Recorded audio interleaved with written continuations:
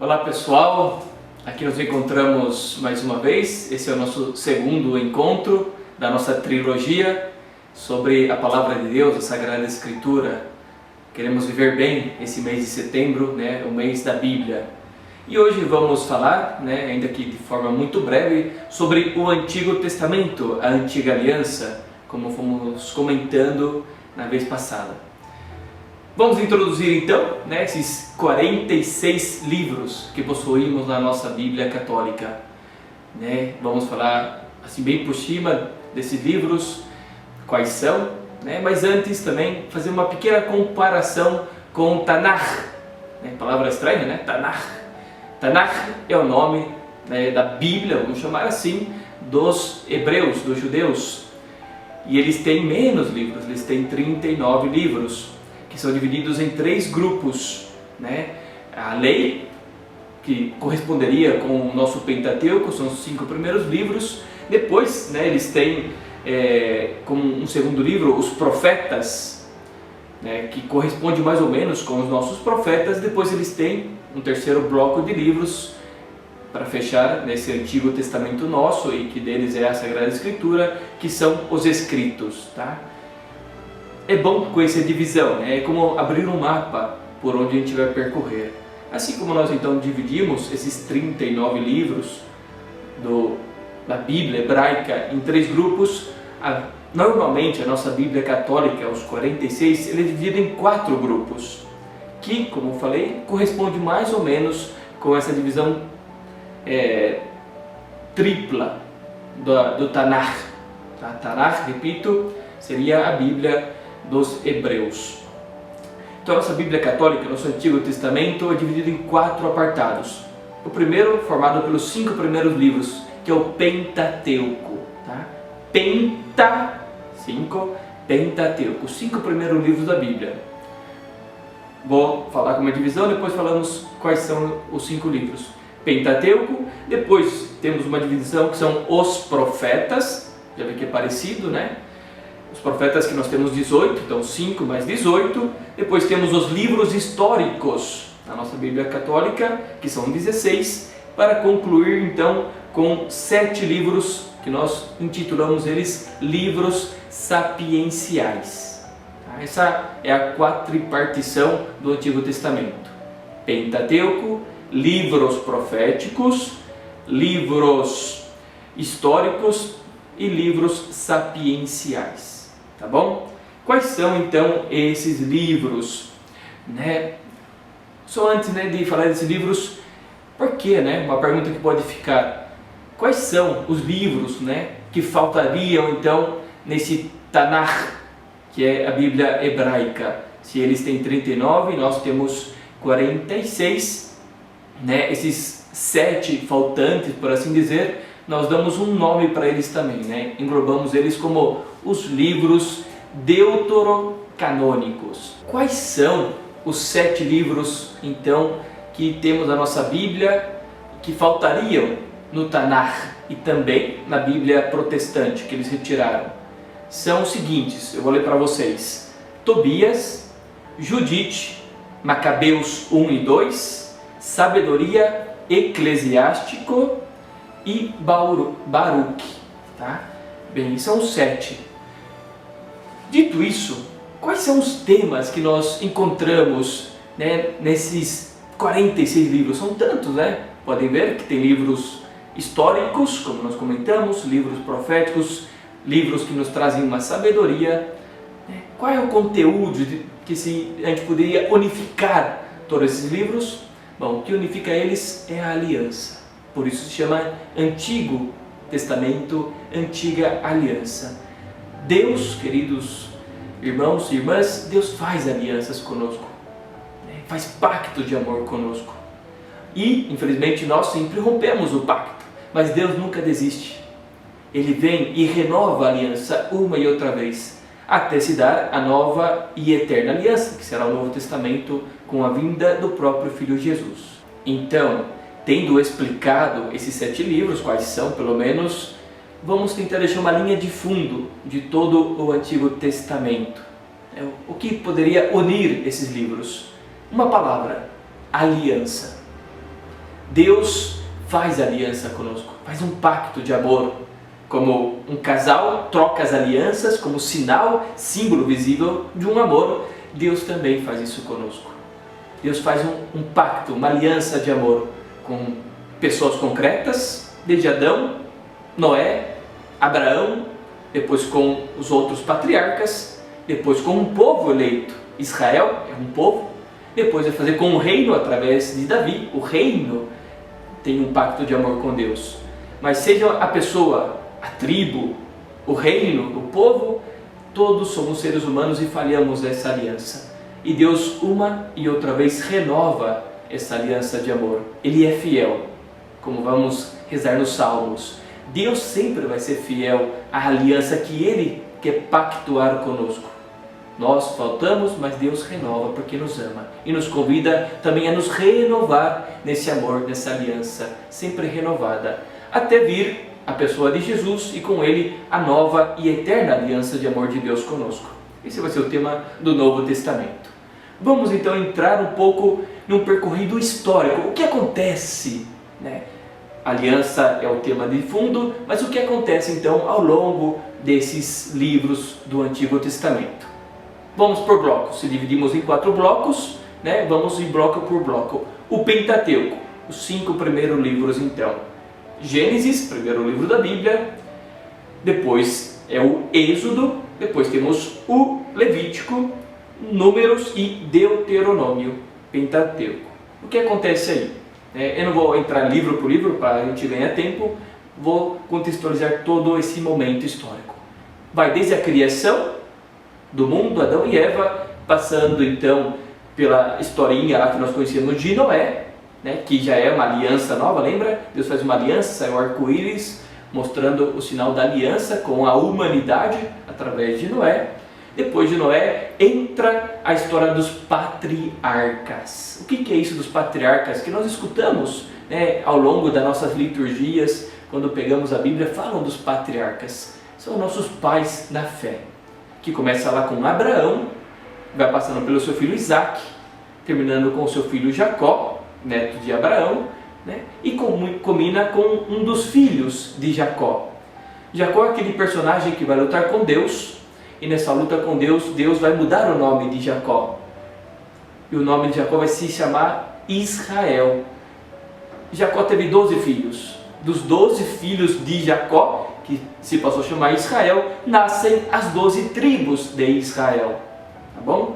Isso temos que conhecer, porque são palavras que vamos escutando ao longo da nossa vida, da nossa liturgia. Dos filhos de Israel vai ter um filho chamado José, e através desse José, que é o José do Egito, lembrando da historinha, né? Ele é levado para o Egito por providência de Deus, e através disso entra o Egito na história da salvação, né? Como um antagonista, né, da história da salvação. Egito, Faraó. Tá? Quando nós escutamos de Faraó, normalmente vai ser como o inimigo, um símbolo até do inimigo de Deus. Bem, o que acontece depois dessa história? Tudo isso está no primeiro livro da Bíblia. Deus suscita, o Espírito Santo vai chamar um personagem muito importante para a história da salvação, e ele é o personagem principal desses 5 primeiros livros do Pentateuco, que é Moisés. Então, o segundo livro da Bíblia, o livro do Êxodo, ele tem uma importância dentro desses 5 livros do Pentateuco, porque ele vai narrar toda essa história de Moisés, o enviado por Deus, né? Ele tem até um título, Moisés, amigo de Deus, aquele que via Deus cara a cara. Personagem muito importante na história da salvação e talvez o personagem central do Antigo Testamento, Moisés. Então Moisés, ele liberta o povo em nome de Deus da escravidão do Egito e faz o povo caminhar pelo deserto em direção à terra prometida por Deus. Uma lição para nós já. Deus quer nos libertar, quer nos conduzir para a sua promessa, a realização das suas promessas, promessas de Deus, que Ele coloca no nosso coração. Mas temos que fazer o ato de confiança nele. Essa pedagogia vamos encontrar nesses livros, né, do Pentateuco, especialmente nesse livro, o Êxodo. Então o Êxodo vai narrar um pouco isso. A aliança renovada com Moisés, no monte, onde Deus entrega os mandamentos, convida o povo a ser um povo santo. Ele faz isso, fala isso vocês são escolhidos para ser um povo santo. O povo, vamos ver, vai sair muito essa frase, é um povo de cabeça dura, né? Vai ter momentos em que vai confiar, momentos em que não vai confiar em Deus, né? Vai se queixar, e Deus vai renovando, através da intercessão de Moisés também, vai renovando essa aliança de amor de Deus com o povo. Vê? Deus é fiel à sua aliança. Nós, como povo, temos nossas caídas, mas Deus sempre renova a sua aliança de amor. Os outros livros vão contar então esse período do deserto, da caminhada, né, números, porque eles têm que fazer um censo para ver quantos são eles, para ver se eles são capazes ou não, como vão se dividir, né, dentro da terra prometida. Levítico, essa palavra Levítico vem de Levi, que era a tribo sacerdotal. É um livro um pouco mais denso, vai falar dos rituais, né, de sacrifícios, são temas mais sacerdotais, até chegar no Deuteronômio, quinto livro, importantíssimo. Moisés reúne o povo e Deuteronômio, né, é uma palavra que tem dois significados, ou duas palavras que dão significado ao conteúdo desse livro, né? Deutero significa posterior, nomos lei, né? Como a lei que segue, a lei seguinte, a segunda lei. É Moisés que repete então ao povo qual é a lei de Deus. O povo tem que ser fiel a essa lei, a esse pacto de amor que Deus fez, né? É uma aliança, uma renovação no pacto de amor, através dos mandamentos, para que continue sendo abençoado por Deus na terra que eles têm diante, que vão agora entrar. Tá? Dito isso, fechamos o Pentateuco, entramos no chamado assim grupo dos livros proféticos, né, que vai desde Josué, que é o sexto livro da Bíblia, passando pelos Juízes, né, entra o livro dos Reis, Samuel 1, 1 e 2, Reis e os profetas. Tá? Profetas maiores, importantíssimo conhecer eles, né? Quais são esses profetas maiores? É o grupo de Isaías, Jeremias e Ezequiel. Daniel também é muito importante. Depois tem os 12 profetas menores. Então todos esses profetas, eles se englobam dentro do tempo dos reis. Vamos falar agora um pouquinho disso, colocando um contexto histórico. O que acontece então? Uma vez que terminamos ali o Deuteronômio, o povo vendo a terra prometida, chega Josué, introduz, sexto livro da Bíblia, introduz o povo na terra prometida. Eles têm que se dividir segundo as tribos, como Moisés explicou. Entra o seguinte livro da Bíblia, que é o livro dos Juízes, que é a explicação, né, acontece 4 coisas sempre. O povo começa a reclamar com Deus, a trair a Deus. O povo então é invadido, começa uma briga, né, por os povos dali que estavam ali antes. O povo suplica a Deus, Deus manda um juiz que salva o povo.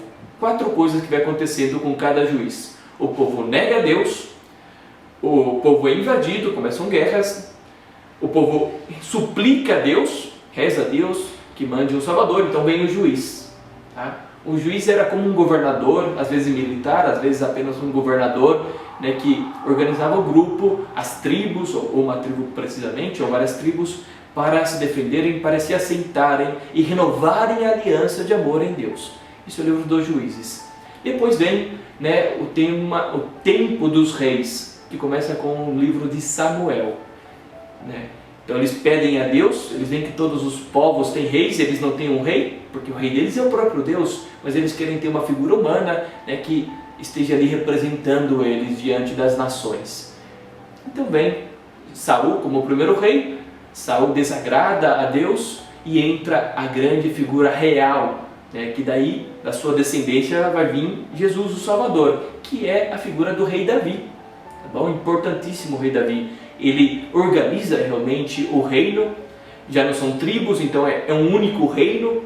Todas aquelas tribos formaram um grande e extenso reino, próspero financeiramente, militarmente, em todos os sentidos. É um reino próspero.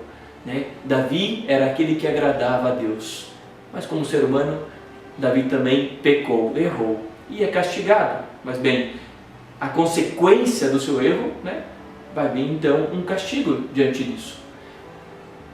O filho de Davi, Salomão, vai ser o que vai herdar esse grande reino, mas depois do rei Salomão vai haver uma fratura, uma cisão nesse reino.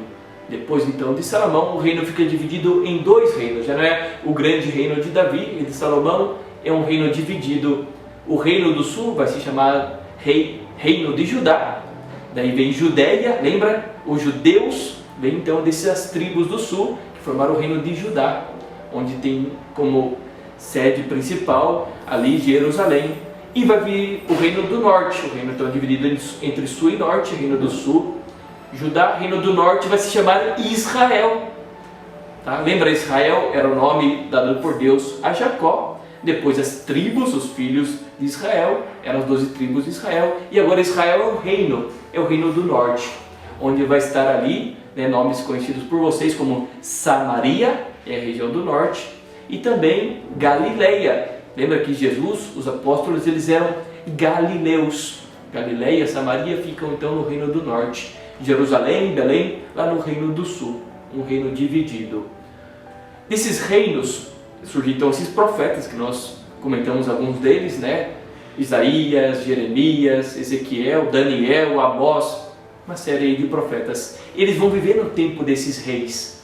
Os profetas vão ser aqueles que vão estar puxando a orelha do rei e do povo, porque estão negando, estão abandonando a lei de Deus, o pacto de amor que Deus tinha feito. O povo, os reis, não estavam cumprindo a sua parte nesse pacto de amor. Consequência disso, né, vem destruição, vem morte. Então os profetas têm a missão divina de puxar, né, chamar a atenção, puxar a orelha, dar um chacoalhão no povo de Deus para falar: não abandonemos a lei de Deus. Se abandonarmos, vai acontecer isso. Adivinha o que acontecia? O povo não escutava, muitas vezes vinha a desgraça, né, por o povo ter abandonado a Deus. Desgraças grandes, como destruição dos reinos. Vinha primeiro do norte, né? O reino assírio destruiu o reino de Israel do norte, invadiu, devastou, mandou embora os reis. E posteriormente, né, caiu primeiro, né, sobre a Assíria, o reino do norte de Israel, e alguns séculos depois também o reino do sul, o reino de Judá, vai cair sobre o domínio dos babilônicos. A Babilônia se formou um grande império e invadiu o reino do sul, que sucumbiu. Posteriormente, né, em relação ao reino de Israel, que pecou mais, por assim dizer, então mais rapidamente foi destruído. Mas repito, Deus não abandona a sua aliança de amor. Então Deus traz de volta da Babilônia o povo que estava lá, tinha sido exilado. Esse é um tema muito importante também na Sagrada Escritura. Os salmos vão falar disso, os profetas vão falar disso, do tempo do cativério, do tempo da deportação do povo, né, que tinha estado 70 anos ali vivendo na Babilônia, longe da terra prometida, longe do templo. O templo tinha sido construído por Salomão, né? Então o povo é afastado, o templo é destruído, mas agora o povo volta à terra prometida, tem que reconstruir a aliança de amor, e essa aliança vai ser concretizada na reconstrução do templo, na reconstrução das muralhas da cidade que tinham sido destruídas, né? Sobretudo numa renovação interior. O povo pouco a pouco foi deixando as práticas exteriores para aprender a viver uma experiência de Deus no interior, no espírito. E aí vai entrar também no tempo dos profetas, especialmente com o profeta Ezequiel, um chamado a viver a religião de forma também pessoal, de forma no Espírito Santo. É a pedagogia de Deus que vai renovando o seu amor e vai se revelando pouco a pouco ao povo. Essa é outra palavra importantíssima, queridos irmãos: revelação. Deus vai, numa pedagogia própria divina, se revelando pouco a pouco ao seu povo amado, a nós. Isso sim acontece na nossa vida, não é verdade? Deus não é que aparece de repente assim, né, como um anjo ou o próprio Deus. Não, pouco a pouco vamos sendo catequizados por Deus, através das pessoas, né? Mas é Deus quem se faz presente nas pessoas, se revelando pouco a pouco. Vamos crescendo na fé, no conhecimento de Deus. Esse, então, é o bloco dos livros, chamado assim, livros proféticos, né? Falamos um pouco do Pentateuco, os livros proféticos, que são a grande maioria do Antigo Testamento, são 18 livros. E depois tem 16 livros que nós intitulamos como os livros históricos, que vão contar histórias momentos disso, né, dos reinos, momentos das pessoas concretas, do povo em toda essa história da salvação. Dentro desses livros históricos podemos colocar ali o livro de Crônicas, né, que é uma crônica realmente da história do povo de Deus. É um livro que eu convido a ler, Crônicas 1 e 2, porque faz um grande resumo dessas figuras importantes na história da salvação. Vamos falar agora do último bloco de livros do Antigo Testamento, que são os 7 livros sapienciais. Mas eu vou destacar aqui 2 livros. Em primeiro lugar, o livro dos Salmos. Importantíssimo esse livro. Ele é o livro de oração do povo de Deus. 150 salmos, que são cantos, na verdade, né? São feitos para serem salmodiados, cantados, para louvar a Deus, para suplicar a Deus também. Tem salmos de súplica, salmos de fazer atos de confiança. Olha, tem salmos até para a gente gritar para Deus, né? Gritar com Deus. Belíssimo. Conheçamos os 150 salmos. Um livro de oração do povo de Deus. Foi do povo da Antiga Aliança e é também um livro de oração nosso, do novo povo de Deus. Mas eu queria destacar agora, nesse momento, o último livro a ser escrito na Bíblia. Ele é um livro do 1º século, ali antes de Cristo, né? Vamos chamar assim, é o livro mais próximo de Jesus. Ele é um livro que não está no Tanakh, na Bíblia judaica, e foi retirado da Bíblia dos protestantes. O que consta esse livro?